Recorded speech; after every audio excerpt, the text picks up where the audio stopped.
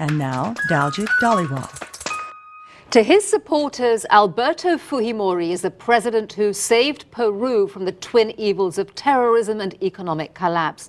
To opponents, he's an autocrat who fought terror with terror and violated Peru's democratic institutions to hold on to power. On trial now, the former president faces up to 30 years in prison for alleged human rights abuses. To talk about the charges and the importance of this trial for Peru and the region, I'm joined by Mónica Delta, a journalist with Univision Radio. Welcome to the program. Well, it's a pleasure being here.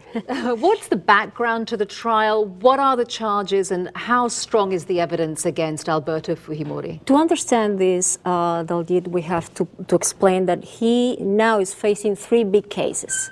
The first one, he was sentenced to 6 years sentence of jail, and it was because abuse of power.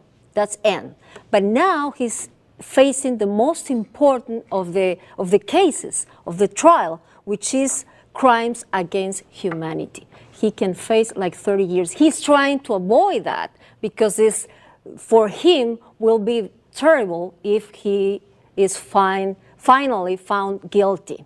But the third one is about corruption. This didn't start yet. So we can see that Fujimori now is acting as a victim because he needs to avoid this trial at face 30 years of jail. So he's already got 6 years for corruption charges. Yeah. And the human rights abuses, they relate to two very specific cases, two massacres that were carried out in the 1990s. Exactly. What evidence is there to suggest that Fujimori gave the order, and is that what the burden of proof is going to rest on in terms of getting a conviction in this case? Well, everybody knows that Fujimori and Montesinos were like twins. This is his intelligence Exactly, chief, who is in jail right now. But everybody knows, too, that Colina existed. Colina was a paramilitary command. But we don't know, and some witnesses says that he is guilty and he gave the order directly to the military head, but he's trying to appear like he didn't know anything about what the paramilitary people was doing at that moment. So did he even acknowledge the fact that these clandestine yeah, but he said, I didn't know that Colina was existed, but everybody knows that. So the people who defend Fujimori says, no, he's not guilty. Montesinos create that command and was not Fujimori. And he still have followers and power, which is for many people inconceivable, and for other people it is, well, he's trying to avoid everything and the justice in Peru.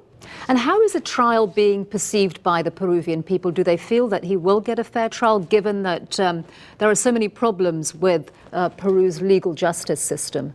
Well, you know what? I'm gonna answer to you about what happened in the last polls. When you ask the people, is the trial fair? The Fujimori's trial is fair. The people say 70% yes, it is fair. But when you ask with what politician you sympathize most, he is in the first. So how you explain that? Well, it's very curious why he still has not only power because he has 13 people in the Congress and he can negotiate some things under the table with the administration. We don't know that, but some people think about that. But on the other hand, the other people says, no, he's a victim. He didn't know anything about what was happening. He was working at that time.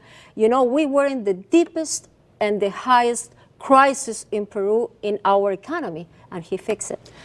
That is the explanation that you get from the people.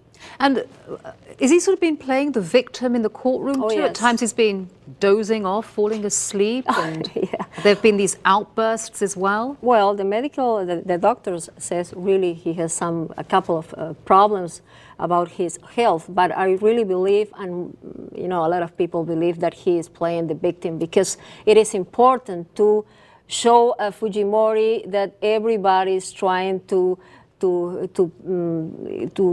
persecute, to go against him, and I think in the perception of the people, that will be a good possibility for him.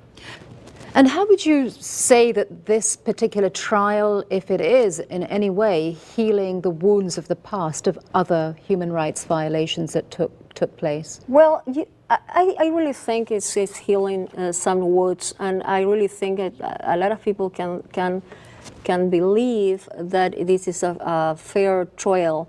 But I think too that many people don't want to see Fujimori many years on jail. They want maybe a punishment against him, but in a few years be out of jail. But we don't know what is going to happen. But the perception is, it is a good example for our justice in Peruvian justice, I think.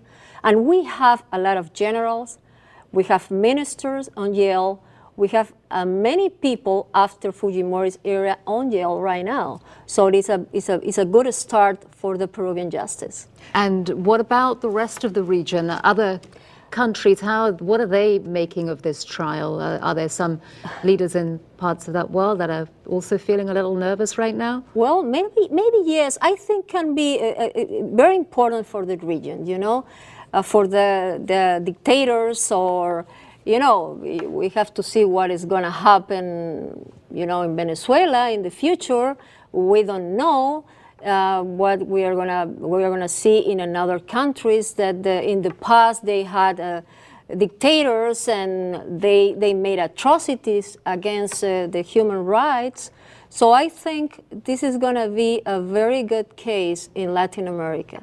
Okay, well, it's a story that we're going to continue to watch, and thank you very much for giving us your insights. It was a pleasure.